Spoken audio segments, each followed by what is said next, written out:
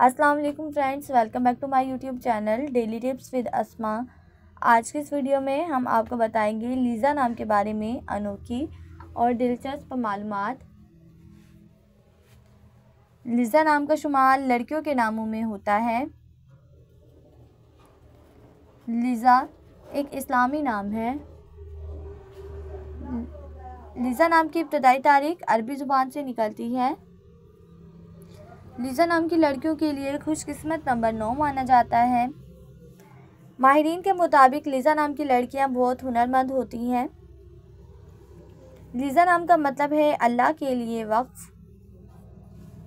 Lisa नाम की लड़कियों के लिए खुशकिस्मत दिनों में बुध और जुम्मे का दिन शामिल है। लीज़ा नाम के अफराद के लिए मुवाफिक रंगों में पीला और सब्ज़ रंग शामिल है।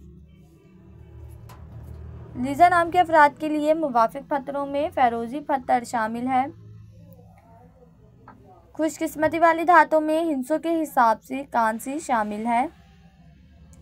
फ्रेंड्स, अगर आप अपने नाम का मतलब जानना चाहते हैं तो कमेंट बॉक्स में अपना नाम लिखें। इंशाल्लाह हम आपके नाम की वीडियो ज़रूर बनाएंगे।